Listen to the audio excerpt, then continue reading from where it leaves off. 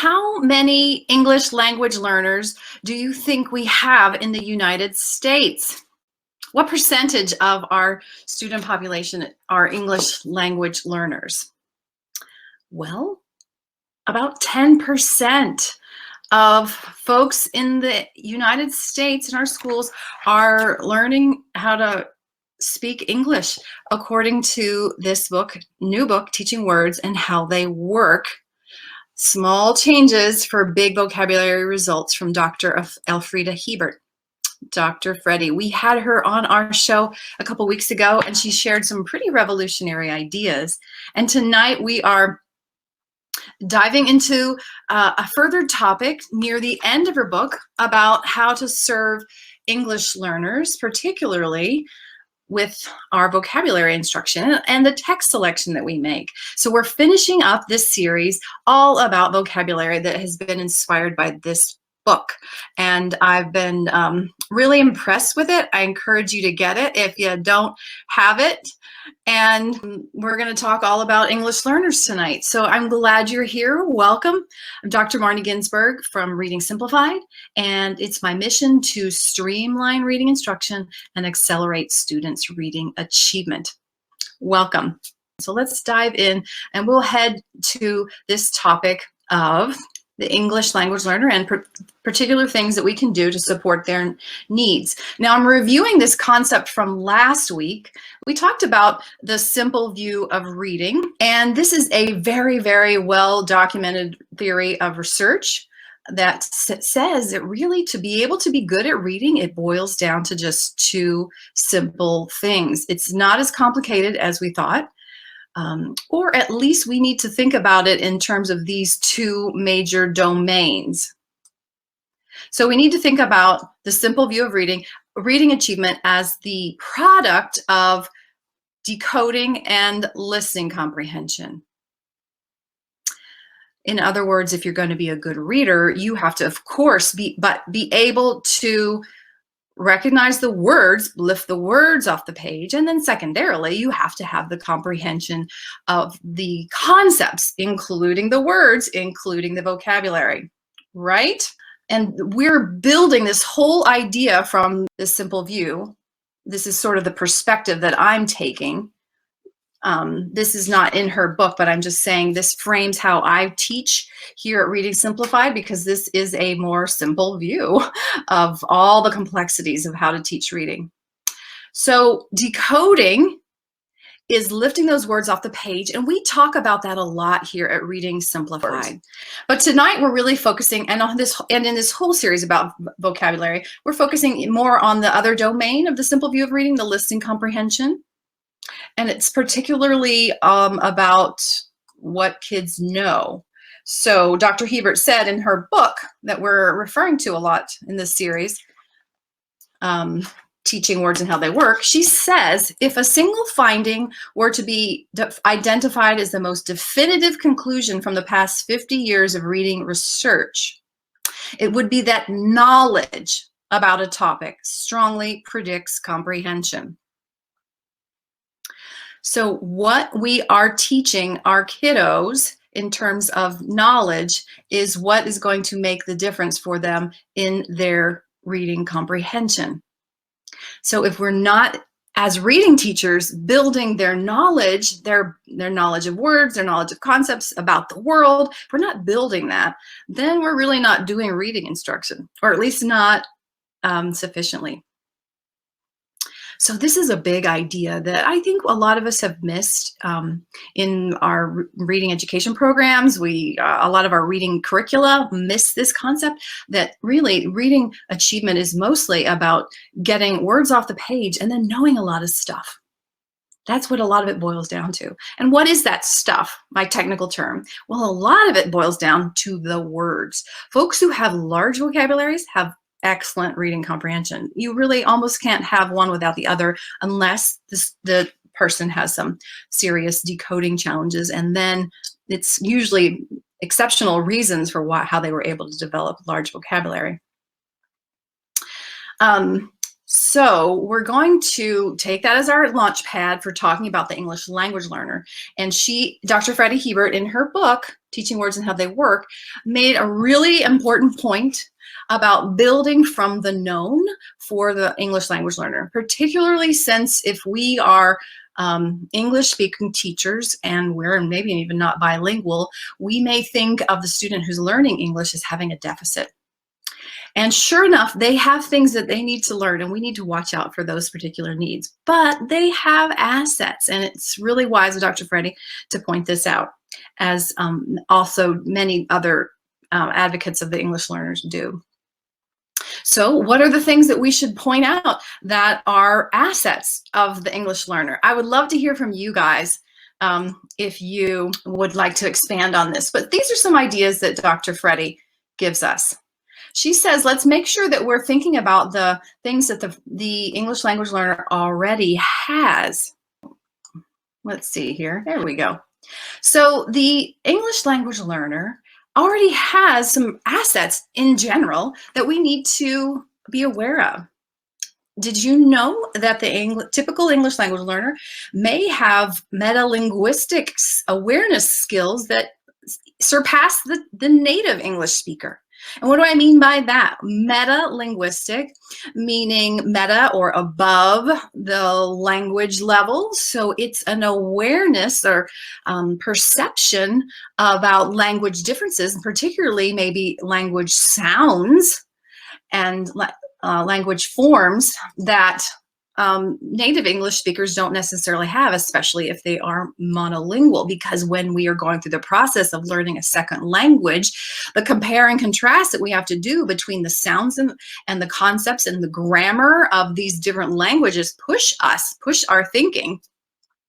So the English language learners in our midst, even if they're 5, they may have some assets in metalinguistics that our other students don't have. We need to draw on that and be aware of it. Another asset that Dr. Freddie points out is, hey, most of them already know the labels for the things in their environment, right? So they don't need to get taught the concept of a pencil or the concept of a pen. They just need to have the connection built for them between their word for pen and the English word for pen. So that's one thing to be aware of, and then also know, okay, sometimes we're teaching our kindergartners, our 5th graders, whether they're monolingual or bilingual or multilingual, they are learning concepts that they don't even have a label for in any language. So that's even harder for our for both sets of students. But if our young kids are coming to us and we're talking about something concrete, let's build from what they know. They already have some sort of word for book. So let's make that connection for them. And then finally, cognates. Cognates are words that have similar roots. How many of you have been teaching cognates? I hope that you have. If you have those English language learners, it's a lot easier in some of the Romance languages like French, Spanish, Italian. In this book, she references this NTC's Dictionary of Spanish Cognates, and it's amazing that there are 20,000 Spanish English cognates. So, wow, that is a lot to pull from. We can certainly connect from one to the other. And she makes the wise point about saying, let's make sure that we draw their attention to it. So the word possible, as she says, is the Spanish word posible. Excuse my accent, but they sound different. They look very similar, but the reader might not notice that. They might not have gotten to the point of being able to read the word, so we need to draw their attention to it. So be aware of their strengths, that they have the possibility of learning from cognates, but we also need to draw it out. And maybe a dictionary like this will be a great asset. If you guys have other assets for cognates, I'm sure your peers here would love to hear about it.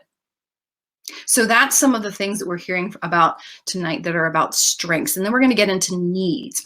So we talked about the strengths, metalinguistic awareness, labels already in their native language, and the potential of building on their cognates.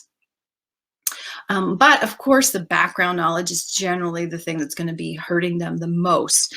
And she pointed out in this book, Teaching Words and How They Work, a really interesting point about even just concepts from different cultures.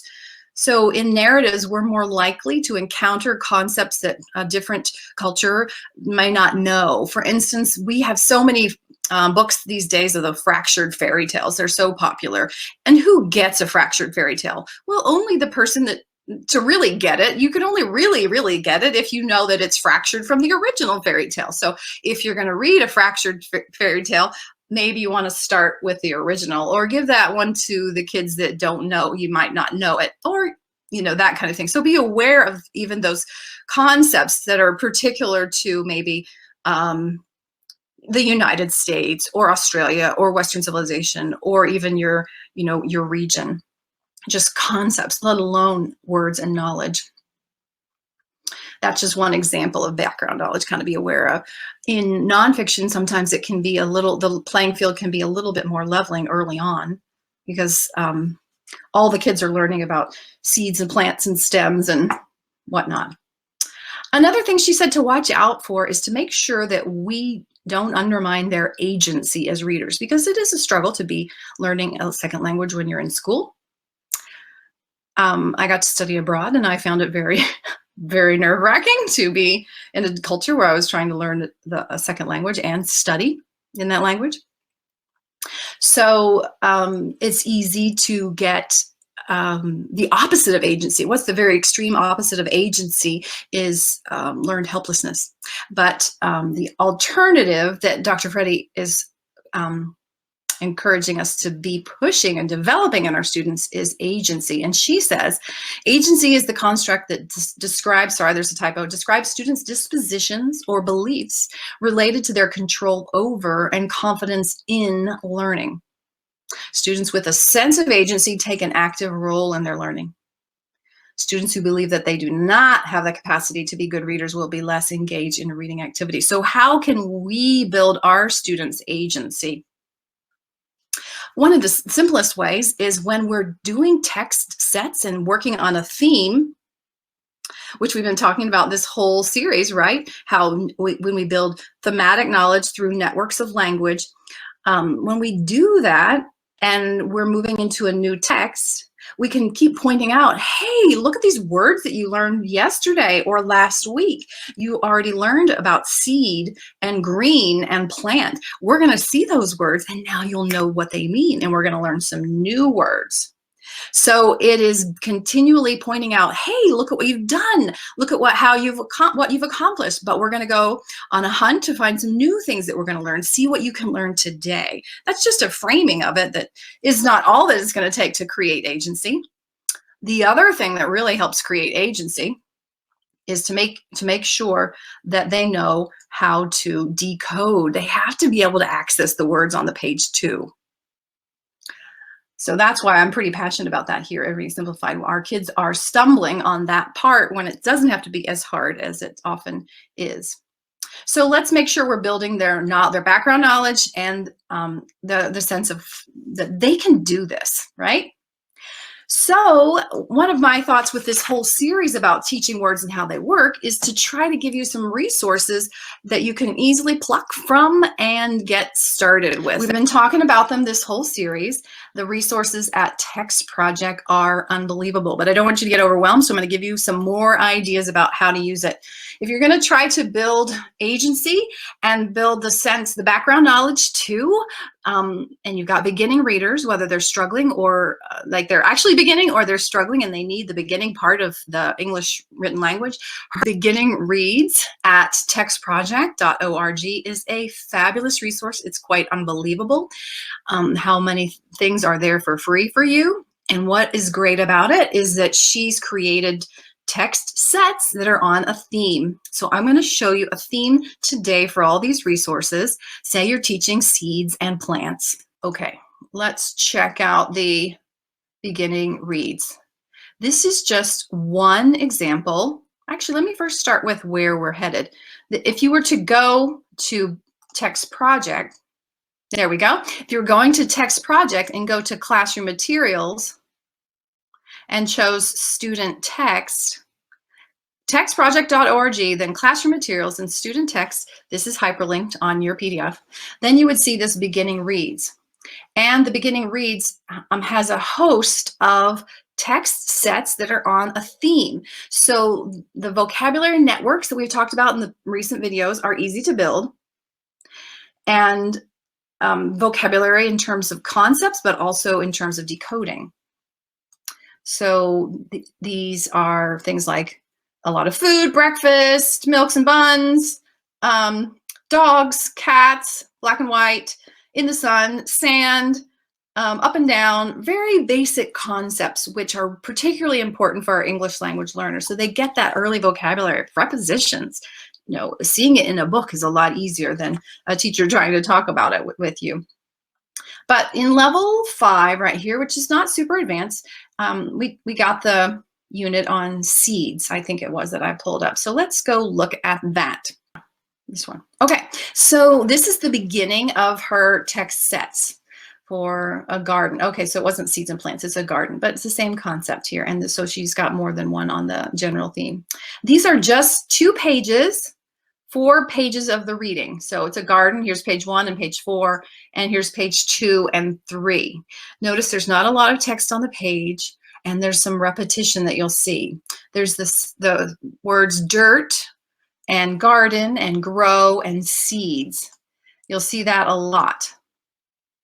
Okay, so you're building concepts. You can make networks of these words, which will tie into something else I'm going to show you on her page soon. But it's not just reading that one. You keep reading on this theme, right? Here's one on corn. It's going to have some of the same terms. We've got grow, we've got seed, and now we have the word green added multiple times. The roots are not green. Do you see my corn plants growing in the dirt? They are green. And up above, and yellow and white. So you've got a couple color words in there. And then there's a third one called seeds we can eat. You've got seeds here on 2 words on that page. You've got seeds here 3 or 4, 2 or 3, yeah, 3 more times. You got the word sunflower, the compound word. You got that 2 or 3 times, actually 4 times on one page. And this keeps going, you guys, till page 24 pages, maybe 12 books, I'm not sure, 10 books or something like that. And there's the repetition of the words across lunch, lunch, lettuce, lettuce, green, carrots, seed, plant, grow. We've got bigger and bigger. Carrots are a lot in here. Here's carrots again, lettuce again, corn again. Isn't this cool, you guys? And the pictures are fabulous. They're showing children from all over the world. We got seeds and dirt and so on. It's just a great, and this is just one of the text sets. So this is going to build the decoding skills, or helped build it, but then also these concepts, which we're going to build through networks and through this reading and rereading of these types of texts. It's really going to pay off for not just our English language learners, but our English, but even our native speakers, I should say. So that's just one of the great assets at TextProject that Dr. Hiebert has developed. Well, so if you were to also go here to TextProject and classroom materials, actually not classroom materials, yeah, classroom materials, then go down to word pictures. See if I can find that. This is a section under word pictures and core vocabulary. We've talked about this before in this series, but each of these PDFs here is a collection of core vocabulary from the 2,500 word families that make up 90% of the words that they're going to see in all of school, all K-12. So these are really core. And she's grouped them by topic. So we can pair the text sets that we might be using at beginning reads or article of a day, which I'll show you in a minute, with these images and give them the sense of, oh, look, I know this. Now I'm adding to it. I've got these concepts. I'm building to it. I'm developing agency. So if we were to scroll down, we would find here's plants and where they grow. So you could pair this with those text sets, a lot of images that they could learn even more than what they are even seeing already in the little text booklets. So here's plants and where they grow. She gives you a little overview, and then this is what I love. Remember, we're talking about how to build the networks. Maybe you build this type of graphic with your students. And so for each of these categories, like specific types of plants, which is here in this yellow, red, green circle, there's subcategories that are fleshed out with more words. So let's check out what's the first category. So the first category is general types and parts of plants. So this is another breakdown. You could talk about the general types of plants and the parts of the plants. The general types of plants would be like plant, bush, tree, flower. The parts of the plants would be trunk, bark, branch, leaf. So that is so awesome. You can tell your kids, hey, today we're going to see the word plant and bush, which we already read about, but I bet you're going to learn some other words. Let's keep listening. And as we read for a new word that we might be able to put onto our chart, so you could have a blank chart and keep adding to it. And this is this bundle, which we've pointed out here before, plant, but it's just particularly important for the English learner. Bush, tree, it's beautiful, isn't it? Flower, vine, fruit, vegetable, trunk, bark, branch.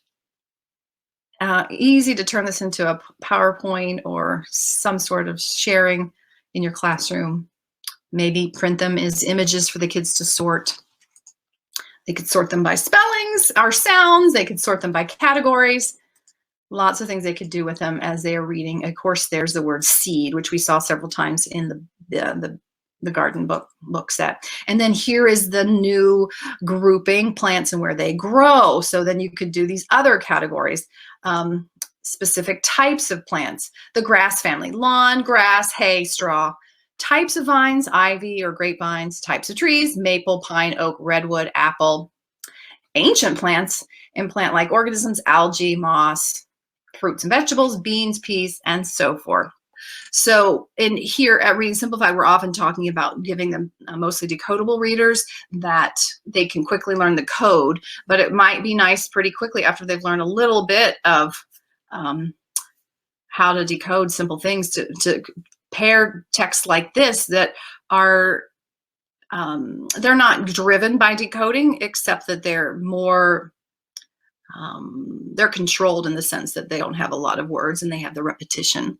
And so that's a nice pairing, particularly for the English learner. Now I want to go back to the article of a day, because this is a great pairing. Again, Dr. Hiebert was behind some of the inspiration for the article a day at readworks.org. We talked about that last time, but I'm just going to point out a different way of using some of the same resources to pair images, text, and text sets. So again, same theme, because we know being on a theme is going to build our students' knowledge. So this is a kindergarten set from Article a Day, and it's got these different passages. They're short, 69 words for the first one, How Do Seeds Grow, 90 words for the other one. Maybe this is first grade, actually. So here's one, How Do Seeds Grow? Notice how many words are repeated. You see the word seed a lot, and plant, and grow, and grown. And that's just the first passage. This could be paired well with beginning reads, maybe as something that's for harder when they're further down the line, or maybe read as a group, or maybe to differentiate for your readers who are further down the path. Wind helps plants grow. Again, we've got more words repeated. We got seed and grow repeated. Then we're adding the word wind. Notice how many times wind is there. Wind is air that moves. And then there's the word air several times. When air moves, it blows things from one place to another. Wind blows seeds around. That allows new plants to grow. And so the word flower is there. A man who liked apples. Bring in your apple. And what is it in Spanish? Is it? I'm not going to make guesses. Here we've got the word grow again. And we've got grow. We've got apples, apples, apple, apple seed from Johnny Appleseed. So it's just a great resource. It keeps going. Seeds, pumpkins, sprouts, vines, blossom, young pumpkin, full-grown pumpkin, and fruits have seeds. Now, if you go to article of the day, you can choose a different reading level. That was just an example of either first or kindergarten. I can't remember which. So this is readworks.org, but you can just type in, I typed in seed, and up came life science first grade, plant seeds and growth. First grade, fruits have seeds, plants and their seeds, which has a paired text, that's kindergarten. Seeds need to move, that's second grade level. How do seeds grow, that's kindergarten. Insects and animals that pollinate plants, that's second grade. Plants and animals, that's 8th grade. So you got a lot of choices here at article of the day to pair all of these resources. So you got beginning reads, you got the images, and you got article of the day, all sorts of ways to create the network and the themes, and to keep drawing out students' knowledge. Look at what you know. You learned seeds and green and plant and grow this week, and we're going to build on that. What grows? Well, plants grow, and sunflowers grow, and trees grow. Let me show you what a sunflower looks like. And then you show them this picture, and here is the stem of the sunflower. And of course, you're going to need to tie it back maybe to a flower that they do know if they haven't seen a sunflower before. Start with what they know, and then build to something that's new and unknown. So those are all some great resources for reading. But I'm kind of taking it a little further today and even recommending something else. I also want you to think outside the box if you haven't done this before, and think about podcasts and videos. Another fabulous way to support the background knowledge and the building of the concepts, particularly for our English learners, but everybody's going to benefit from this. Who has heard of Brains On? They have at least, actually, I know they have 3, but I had 2, had room to hyperlink here. So you can go to Brains On and get a podcast about trees, or get one about carnivorous plants. And these are really polished podcasts with lots of sound effects and children and adults dialoguing together. So it's very child friendly, but it's teaching these concepts, and they're really powerful.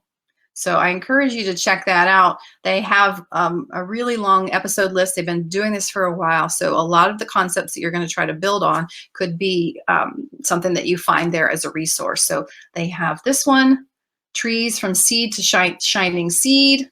And you just listen. You can listen online, or you can download a podcast app, or you maybe have like the iTunes app, and you can download the podcast and just play it right off of your device.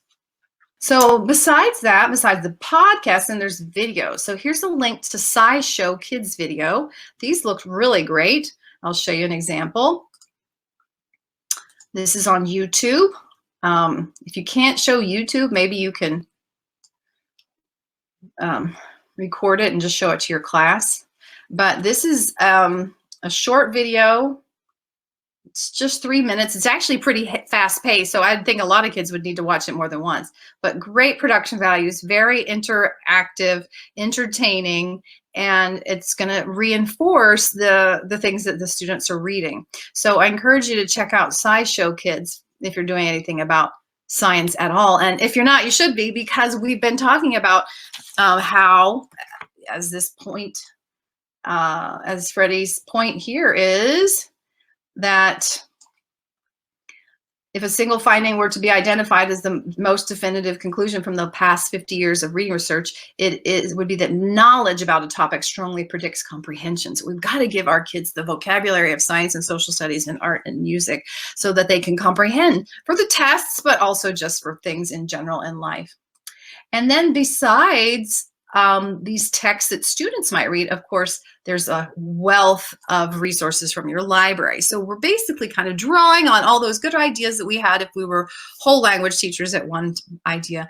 Thematic learning, coming to students with all sorts of sensory input that stimulates their interest and their engagement and helps things hook. So these are some very well-known books that reinforce that concept of seeds and plants and whatnot. So if you're doing that, you could pull these books, but if you're not, then just go and talk with your librarian and get a few books to read aloud to the kids and build their knowledge that way. Here is Gail Gibbons, From Seed to Plant. Her books, nonfiction books, are outstanding.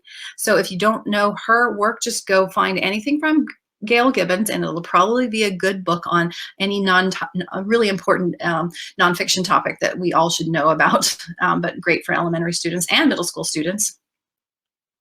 In fact, I wonder if some of them would be good for high school students who need to fill in some gaps. Another one is, sorry, let's get out of there.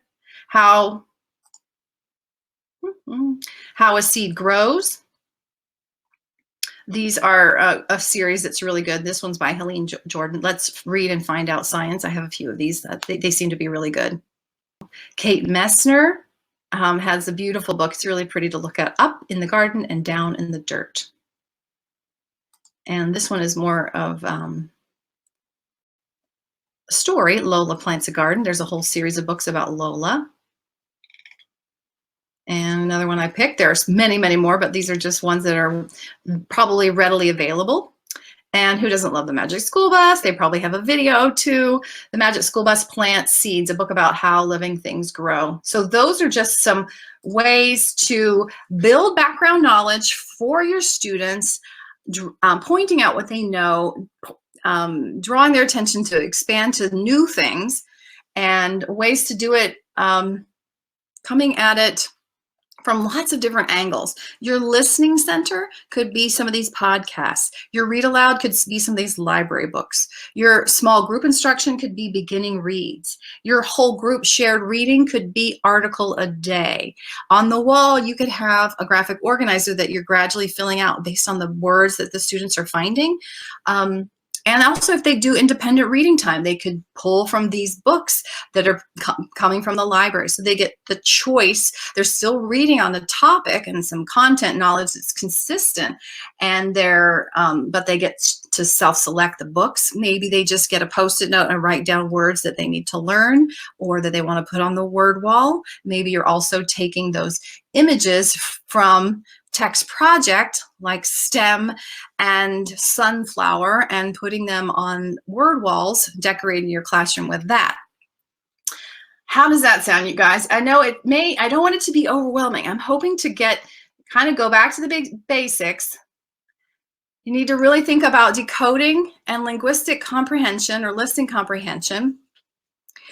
We're doing a great job of listening comprehension, of decoding here at Reading Simplified. So make sure you know how to go about teaching decoding if you don't have a way to get everybody up to grade level pretty rapidly. And then when you're thinking about that listening comprehension domain, make sure you are building knowledge thematically, systematically, with an emphasis on words and networks of words. Going back to the first night of this series with Dr. Freddie, she said, hey, what we're doing a lot is in our reading basals is reading a story and then having 5 to 8 words kind of randomly picked out of those books and trying to teach them. But we're not picking words that are important to the content or the coherence of the story, and we're not relating those words to one another, and we're not necessarily relating them to other things. But when we come to a text and think about words that are there that we can build on and expand to other words and make connections and networks,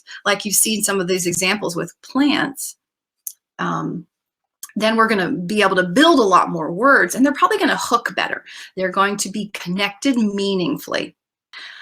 So how can these all be in a literacy block? So let's go back to there's a lot of possibilities. That's kind of why we're not trying, I want to give you possibilities and not make you kind of be pigeonholed, because all of us come from different backgrounds, and we're going to have different things that are we're insisted on, that we are expected to do. So if we're going back to some of these ideas that we talked about, maybe you're going to do read alouds about seeds from this list as a whole group. Every day you're going to do a read aloud. You might even have a nonfiction, a fiction novel that you're reading for 2 weeks, or a novella that has something to do with gardening or seeds or growing, but that's not the main point. But then you also have a lot of read alouds you're doing that are nonfiction. So every day have a read aloud. I would encourage it to be at least 20 minutes, hopefully 30 minutes, at least total, maybe 2 different times of day. If your students can't sit for 30 minutes, do a 10-minute and 20-minute, or 2 15-minutes. So a read aloud is a super important point. So what you're picking for your read aloud is what you might be tweaking. Are you picking it on a theme? And then either in a whole group or small groups, perhaps pick thematic sets like this beginning read set, where you're going to be reading texts that are have a lot of related concepts and a lot of related words. They can then be encouraged to keep a notebook of like a word wall or some sort of semantic map. That could be a whole class activity, and they can also expand on it in their choice reading. So maybe they read, like with Reading Simplified, we recommend a reading routine of the teacher and reading a text with the student working on it in a small group, and then going to a literacy center where they reread it.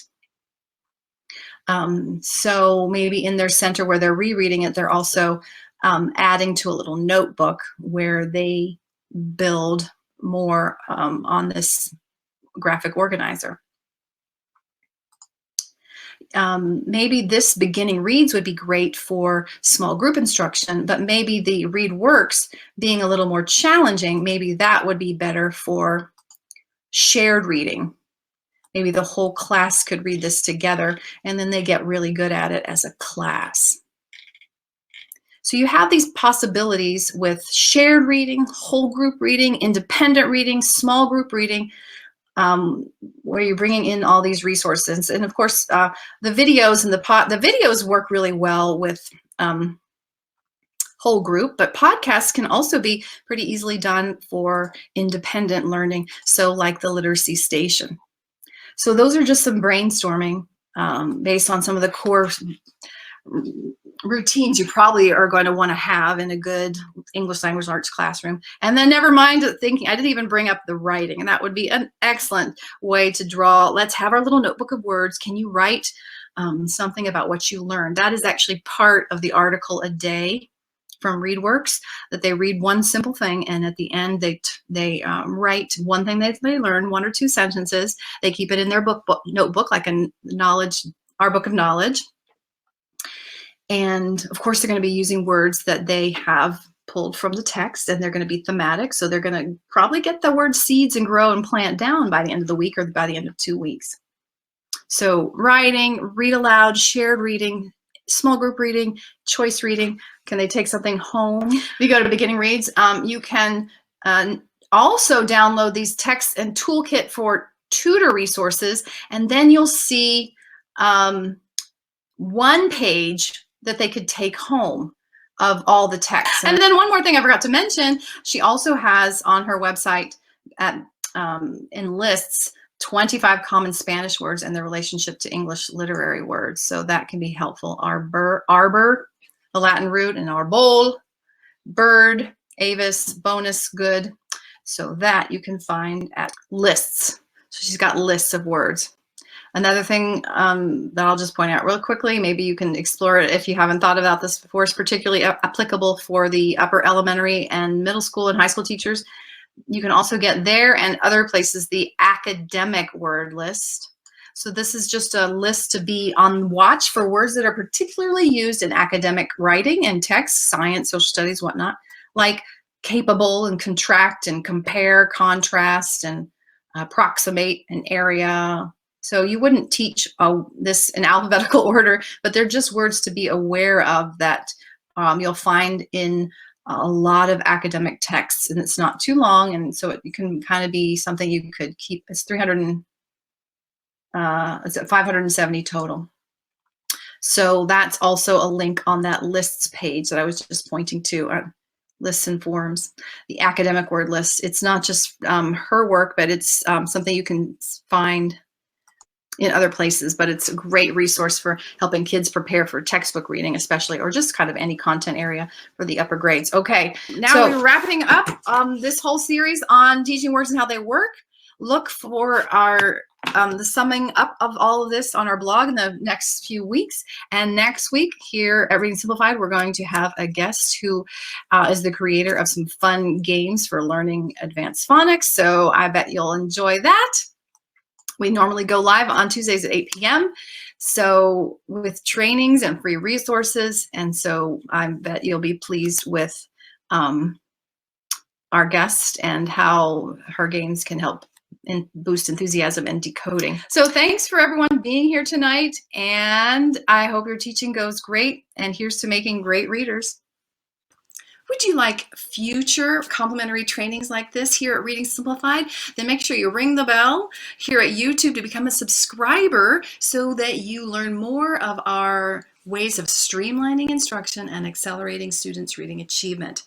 And you can also find us on Facebook at Reading Simplified, usually on Tuesday nights, 8 p.m. Eastern Standard Time. We go live with other complimentary trainings and we give away some freebies for teachers and parents. So I hope to see you here again next time on YouTube or even on Facebook. Take care.